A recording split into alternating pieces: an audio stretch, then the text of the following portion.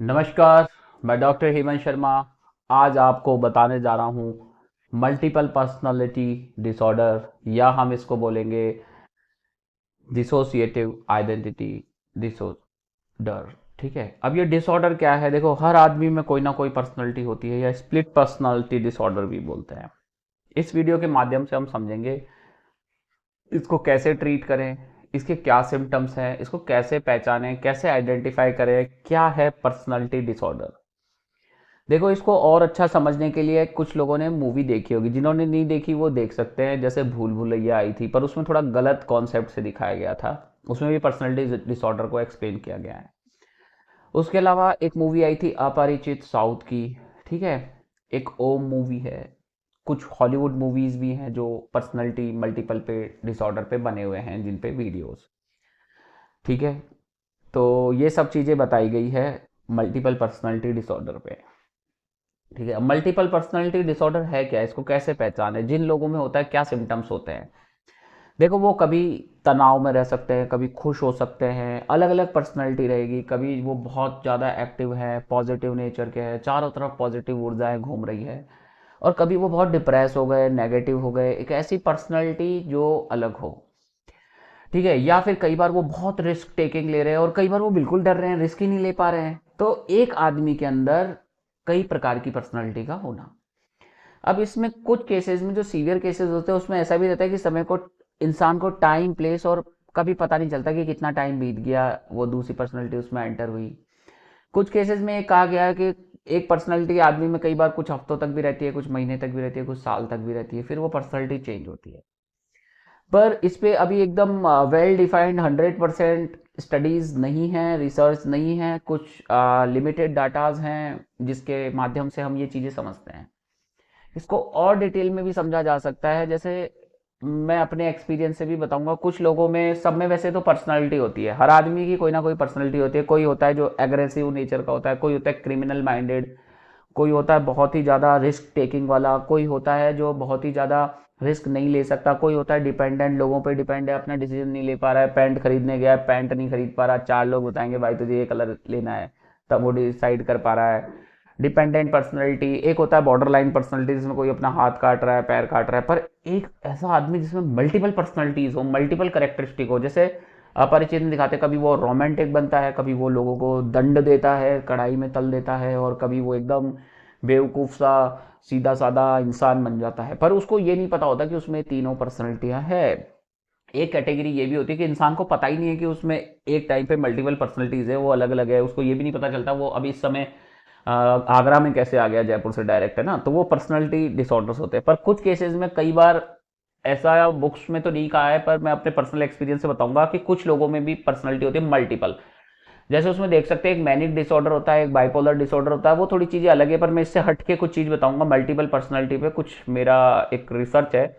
जैसे कोई आदमी है जो वो आज बहुत दुखी है, आज वो कोई रिस्क नहीं ले रहा, बिल्कुल डल है, कुछ काम नहीं कर रहा। ठीक है, ये भी एक पर्सनैलिटी है उसकी। अब कल कल वो बहुत ही एग्रेसिव है, रिस्क ले रहा है, गुस्सा भी कर रहा है, तो कल उसकी दूसरी पर्सनैलिटी है। थर्ड डे क्या हो रहा है, कई बार कुछ ऐसे इंसान के साथ, या एक हफ्ते बाद क्या हो रहा है कि वो बहुत ही ज़्यादा रोमांटिक हो रहा है, अच्छी बातें कर रहा है, लड़कियों के पीछे भाग रहा है, बहुत सारी चीज़ें हो रही है ना। तो वो उसकी एक पर्सनैलिटी है। पर वो उस पर हावी नहीं हो रही, उसको पता है कि वो, उसका नेचर चेंज हो रहा है, पर वो क्यों हो रहा है वो भी नहीं जान पा रहा। फिर कुछ टाइम बाद वो उदास हो रहा है, कभी खुश हो रहा है, ऐसा एक नॉर्मल उसमें भी होता है। अब ये डिसऑर्डर कब कंसिडर होता है? ये डिसऑर्डर जब कंसिडर होता है जब आपका क्वालिटी ऑफ लाइफ इम्पेयर्ड हो जाता है। आपका जो लाइफ है वो ट्रबल में आता है, उससे आपको समस्याएं आ रही है, आप पढ़ाई नहीं कर पा रहे हो, आप कुछ अचीव नहीं कर पा रहे हो, आप सक्सेस नहीं पा रहे हो, आप पैसा नहीं कमा पा रहे हो, आपकी लोगों से बन नहीं रही है, तो ये डिसऑर्डर कंसिडर होता है। अदरवाइज हर आदमी का कोई ना कोई पर्सनैलिटी होता है, वो उस पर्सनैलिटी के साथ जीते हैं। जैसे कई नार्सिस्टिक पर्सनैलिटी होते हैं, उन्हें हर चीज़ परफेक्टली करने में अच्छा लगता है, वो हमेशा अपने आप को राइट समझते हैं। ठीक है, तो ये सारी चीज़ें रहेंगी पर्सनैलिटी पे। पर यहाँ मल्टीपल पर्सनैलिटी डिसऑर्डर की बात चल रही थी। जैसे इस पे कई रिसर्च भी हुए हैं। जैसे अपरिचित आप देखेंगे तो उसमें अच्छे से समझाया है, रियल स्टोरीज भी हैं। तो जैसे फॉर एग्जांपल मैं आपको बताता हूँ, जैसे भी मैं बात कर रहा हूँ कि हाँ भाई मैं डॉक्टर हेमंत हूँ, ऐसा ऐसा ऐसा। अब जैसे ही दूसरी पर्सनैलिटी एंटर होगी, तो उसका नाम भी दूसरा हो सकता है कि हाँ भाई मैं रोहित हूँ, मैं क्रिकेट खेलता हूँ। और मुझे बहुत अच्छा लगता है। फिर तीसरी पर्सनालिटी एंटर होगी। कई लोगों में बहुत सारी पर्सनालिटीज भी देखी गई है कि 15 लोगों की पर्सनालिटी है उसमें अलग अलग। अब इसको हम ऐसे भी कंपेयर कर सकते हैं, जैसे किसी में देवी आती है, भूत प्रेत आते हैं। पुराने जमाने में इसको कोई बीमारी नहीं मानते थे, झाड़ा फूक बाबा बाबा से कराया जाता था कि इसमें भूत आ गया। एक इविल स्प्लिट पर्सनालिटी भी होती है, स्प्लिट पर्सनालिटी, इविल पर्सनालिटी, कि उसमें भूत प्रेत आ रहा है, वो राक्षसों की तरह कर रहा है, वो भी चीजें अलग होती है। उसमें भूत आ गया है, वो लोगों को मार रहा है, ऐसा हो रहा है, वो दौड़ रहा है, खुद को ही काट रहा है, ऐसी भी पर्सनालिटी होती है। पर मल्टीपल पर्सनालिटी से अब यही समझेंगे कि एक आदमी में एक से ज्यादा आइडेंटिटी हो, वो लैंग्वेज भी दूसरी बोल रहा है, अब वो इंग्लिश बोल रहा है उस पर्सनालिटी में आके, एकदम अमेरिकन एसेंट में बोल रहा है, दूसरी पर्सनालिटी में जा रहा है रशियन बोल रहा है रशियन एसेंट में, तीसरी पर्सनालिटी में, चौथी में जा रहा है फ्रेंच बोल रहा है। तो वो एक पर्सनालिटी का पार्ट है। या एक पर्सनालिटी में वो क्रिमिनल की तरह एक्ट कर रहा है, लड़ाई कर रहा है, झगड़े कर रहा है, तोड़फोड़ कर रहा है, पर उसको पता नहीं है। तो मल्टीपल पर्सनालिटी पे अभी जितना भी रिसर्च हुआ उसके बारे में हम इतना ही समझ पाए। अब मल्टीपल पर्सनालिटी है पेशेंट को, तो उसमें क्या क्या सिम्टम्स आ सकते हैं। पेशेंट डिप्रेशन में जा सकता है, एंजाइटी में जा सकता है, घबराहट हो सकती है, बेचैनी हो सकती है, पेशेंट में मरने की टेंडेंसी हो सकती है, सुसाइड टेंडेंसी भी हो सकती है।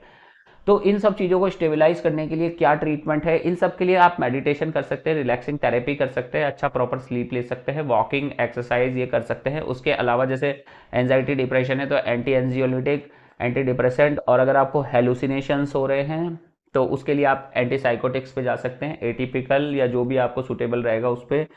साथ में काउंसलिंग आपका इंपॉर्टेंट रहेगा। उसके अलावा इसके कारण क्या होते हैं, ये पर्सनालिटी डिसऑर्डर डेवलप क्यों होते हैं, क्या है ऐसा। देखो कई बार बताते हैं जेनेटिक्स, हेरिडिटरी, जैसे दादा दादी परदादा किसी को था तो जीन के चेंजेस के कारण भी पर्सनालिटी डिसऑर्डर होता है। उसके अलावा और क्या कारण है पर्सनालिटी डिसऑर्डर होने का, और इसमें कारण होता है जैसे पर्सनालिटी डिसऑर्डर में जैसे चाइल्ड एज में कोई सेक्सुअल अब्यूज हुआ हो, ये सारी चीजें रही हो, या कोई ऐसा ट्रॉमा हुआ हो, कोई एक्सीडेंट हुआ हो, कोई ऐसी घटना घटित हुई हो, उसके बाद आप में पर्सनालिटी डिसऑर्डर आया हो, या बहुत सारे लोगों ने आपको चीट किया हो, धोखा दिया हो, तो ये पर्सनालिटी डिसऑर्डर डेवलप होते हैं।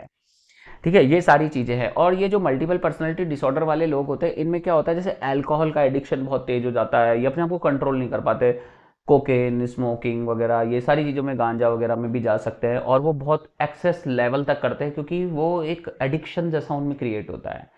तो इसका बारे में मैंने आपको बता दिया, जितना मैंने ऑथेंटिक सोर्सेज से इसके बारे में पता किया था वो मैंने डिटेल्स आपको एक्सप्लेन की है। अभी तक दुनिया में कुछ ऐसे केसेस नोटेड किए गए हैं जिसमें 90 लोगों की पर्सनैलिटी, 90 लोगों की पर्सनैलिटी, मतलब अलग अलग तरीके से, अभी वो रोमियो है, अभी वो शानू है, अभी वो रानू है, अभी वो सचिन है, अभी वो कपिल है, अलग अलग तरीके से पेशेंट बात करेगा, बिहेव करेगा। ठीक है, तो लास्ट में थैंक यू, धन्यवाद। वीडियो अच्छा लगता है लाइक करें, चैनल पर नए हैं सब्सक्राइब कर लें। अगर आपको भी ऐसा लगता है कि आपकी पर्सनालिटी में भी चेंजेस हैं या ऐसे कुछ बदलाव हैं तो व्हाट्सअप नंबर मेरा इस वीडियो के डिस्क्रिप्शन में, कृपया डायरेक्ट कॉल ना करें, व्हाट्सअप पे जाके अपना अपॉइंटमेंट बुक करें, मैसेज शेयर करें। Thank you, good day, good bye, नमस्कार।